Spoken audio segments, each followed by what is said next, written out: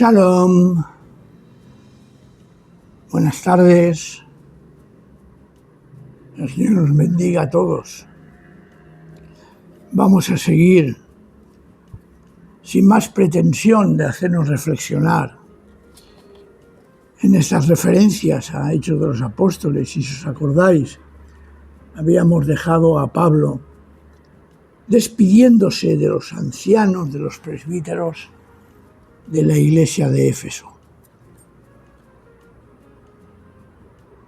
Vimos que después de haber hecho la evaluación de su misión en Asia, ahora vemos cómo Hechos de los Apóstoles pone en boca de Pablo una realidad fundamental que atraviesa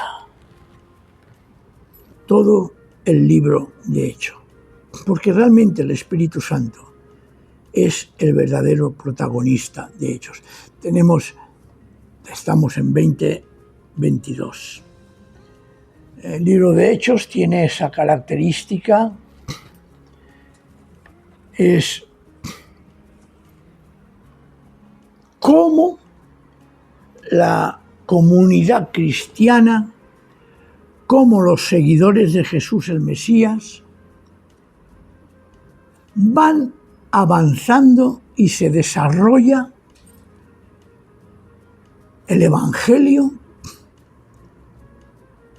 a través de esas actividades que tienen. Como poco a poco, ya lo habíamos dicho en su momento, después de Pentecostés, el Espíritu Santo va trabajando y haciendo que el Evangelio llegue a los prosélitos, samaritanos, griegos, y así se vaya abriendo a él. Es el Espíritu Santo, repito, el que de alguna manera es el protagonista de Hechos. Pablo reconoce, por ejemplo, en 23, que es guiado por el Espíritu. Estamos en Hechos 22, dice: ahora, como veis, me dirijo a Jerusalén, impelido, es decir, empujado, llevado por el Espíritu, sin saber a ciencia cierta lo que allí me acontecerá. Claro, él a su camino hacia Jerusalén va pasando y viendo, exhortando a aquellos grupos, a aquellas comunidades que él había fundado. Por la fuerza inspiradora, potente, irresistible de la Ruaj del Antiguo Testamento, y que Jesús resucitado envía de forma extraordinaria del Padre. El neuma, el viento de Dios, que lo impulsa a proclamar el Evangelio a todas las naciones. El amor de Dios es inmenso, hermanos y hermanas, porque el amor de Dios no puede estar nunca cerrado, nunca tiene límites y sobrepasa cualquier barrera. Él se ve como prisionero del Espíritu, que lo va conduciendo de lugar a lugar, de ciudad en ciudad, de sinagoga, yo diría, de sinagoga a sinagoga. Y después lo lleva, como pasó en Atenas, a proclamar el Evangelio a cualquier persona. Él sufre persecuciones, dificultades, pero dice que da el Evangelio totalmente, aún arriesgando su vida. ¿Por qué? Porque recibe ese llamamiento. Mirad, os lo digo de corazón. Cuando el Señor toca el corazón de alguien para proclamar el Evangelio para hacer un ministerio en la iglesia, tomando también lo que ya decía el sábado pasado. Esa persona, por la acción del Espíritu de Dios, es capaz de superar cualquier dificultad. ¿Por qué? Porque es así. Y sigue. Pablo sigue hasta que muere. Se supone que en Roma, porque es la última referencia que nos da el libro de los Hechos, y es algo que él tiene presente, que es guiado por el Espíritu. Para Pablo, que va a Jerusalén, esta ciudad tiene un precioso significado espiritual. En el fondo, Pablo, fariseo, formado a los pies de Gamaliel, con lo cual una persona conocedora perfectamente de la Torá, resulta que vuelve a Jerusalén, que tiene para él, porque ha de tenerlo, como lo tiene para todo aquel creyente en Jesús. Jerusalén, la ciudad que vio a Jesús. Jerusalén, la ciudad en que Jesús fue un gran protagonista, pues tiene un precioso significado para el creyente. Jerusalén, significado espiritual, y para Pablo también. Allí debía de encontrarse con los dirigentes, debía de encontrarse también con gente que estuvo, que vivió, que escuchó a Jesús. Y para él es un referente de retorno. Es un camino que está pasando de sufrimiento, de entrega y de generosidad. Cuando presenta el Evangelio,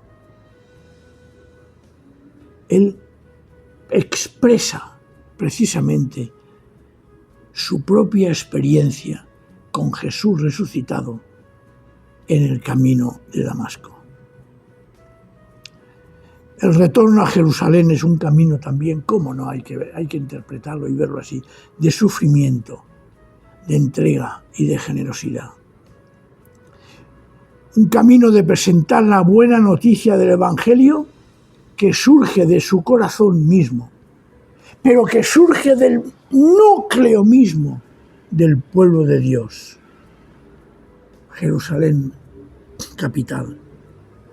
Y que al proclamarse desde Jerusalén se convierte el Evangelio en una esperanza salvadora para los gentiles. Sinceramente, insisto, no podemos separar la buena noticia de salvación de sus propias raíces, que es el pueblo de Dios. Si separamos la proclamación del Evangelio de Jesús, cortando las raíces que existen con el pueblo de Dios, estamos destrozando el verdadero mensaje. No se puede entender la fe en Jesús sin entender la fe del pueblo de Dios en la venida de un Mesías y en la preparación que Dios ha estado haciendo durante siglos a través de aquel pueblo escogido para la llegada del Mesías. Así que no voy a insistir más en esto. En estudios anteriores ya hemos hablado del tema. Y aquí aparece como una especie de tercera parte del discurso a partir del 25, en que ya él empieza a mostrar algo de su corazón. Y es muy interesante y muy instructivo. En su discurso les da a ellos la responsabilidad de predicar el Evangelio, de cuidar del rebaño que el Espíritu les encomendó, y lo hace poniéndose él como ejemplo. En el versículo 28 lo dice: cuidad de vosotros mismos y de todo el rebaño sobre el que os ha puesto el Espíritu Santo como vigilantes. Pastoread la iglesia que el Señor adquirió con el sacrificio de su propia vida. Aquí tenemos una dificultad teológica, sí, también, cómo no, sí, teológica, que quisiera, con mucho amor, pidiéndole al Señor que abra nuestros corazones. Mirad, en Reina Valera, por ejemplo, dice en 28, cuidad de vosotros mismos y del rebaño que el Espíritu Santo os ha puesto como vigilante. Pastoread la iglesia que Dios adquirió con el sacrificio de su propia vida. En manuscritos antiguos hay variantes del texto y, por ejemplo, encontramos que en lugar de Dios pone Señor. Claro, si mantenemos la idea de Dios, es difícil compaginar y entender que Dios adquirió con su propia sangre. Mirad, esto sucede, y lo digo con todo cariño, con todo amor, que a veces, el Señor recibe todas nuestras oraciones. El Señor recibe porque ve nuestro corazón y sabe lo que realmente hay. A veces en las oraciones, cuando nos dirigimos al Padre, yo he oído: te doy gracias, Padre,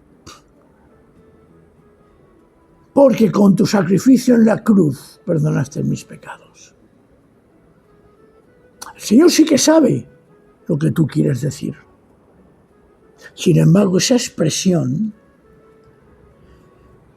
tiene su carga, que no es justo lo que está expresado en la Escritura. Por eso aquí, cuando leemos pastorear la iglesia que el Señor que Dios adquirió con su propia sangre, nos es difícil entender que Dios derramara su sangre. Quien derramó la sangre fue el Señor Jesús. Hay una pregunta.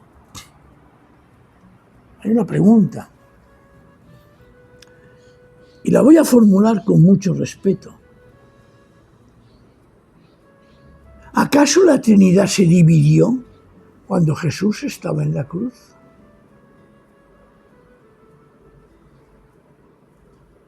Es decir, yo ante esa situación, diríamos traducciones, no podemos negar que a veces se traduce o se elige una variante dependiendo del trasfondo teológico del traductor. Lo hemos visto. Mateo, por ejemplo, en aquella frase: y no la conoció hasta que, hablando de José y María, también se puede traducir: y sin haberla conocido a María, María tuvo un hijo. Todo depende. Mirad, por ejemplo, en Mateo 1:18, Fijaos, lo que pasa es que deberíamos de ser más cautelosos. 1:18. Dice, el nacimiento de Jesús el Mesías fue así. La palabra nacimiento responde a la palabra Génesis, es decir, el origen, el principio de Jesús el Mesías. Claro, si se traduce el principio, el origen, aparentemente se niega la preexistencia de Jesús, con lo cual hay que traducir el nacimiento. Hermanos, en eso seamos muy cautelosos. Yo lo que he hecho para presentaros este tema es acudir a varios, tengo aquí apuntado varios volúmenes, libros que he elegido. Evidentemente no se puede referir nunca a la sangre de Dios. En la Biblia bilingüe, Nuevo Testamento, de la editorial Verbo Divino, preciosa, una recomendable, el griego se lee para pastorear la iglesia de Dios que adquirió por la sangre de su propio Hijo.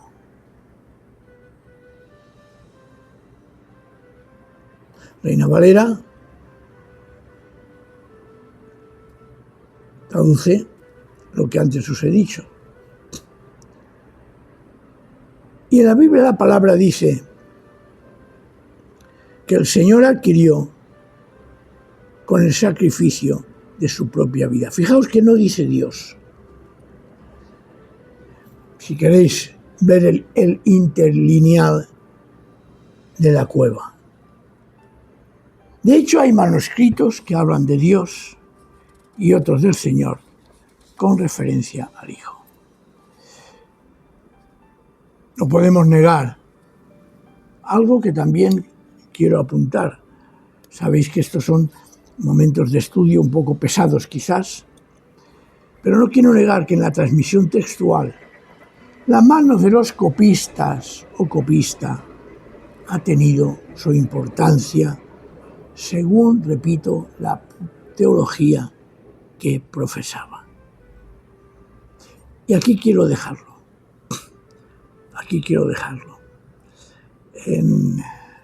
Vemos como, por ejemplo, la nota que hay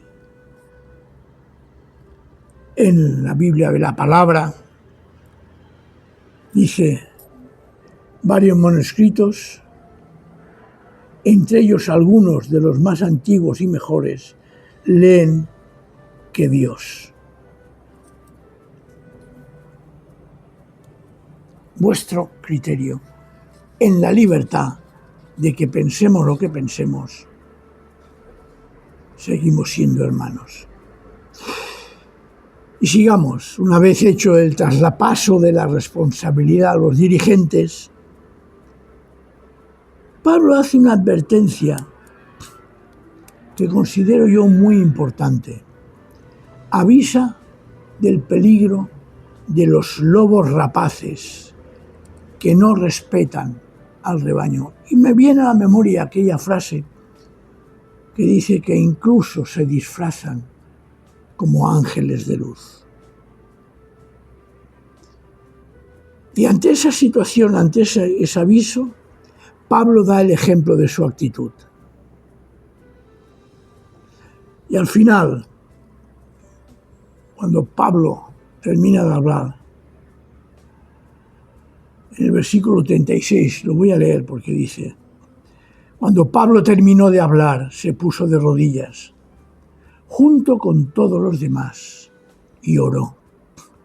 Todos lloraban desconsoladamente y abrazaban y besaban a Pablo. El pensar que, según había dicho, no volverían a verlo, les partía el corazón. Situación muy emotiva. muy precioso, muy íntimo. Y al final dice, seguidamente lo acompañaron hasta el barco. Y prosigue Pablo su viaje a Jerusalén. No me voy a alargar más. Creo que ha sido un poco denso lo de hoy, pero hay que tratarlo todo. Seamos fieles al Señor, seamos fieles a su palabra y dejémonos moldear por su Espíritu. Que el Señor nos guarde y nos guíe, que el Señor nos proteja y nos dé paz.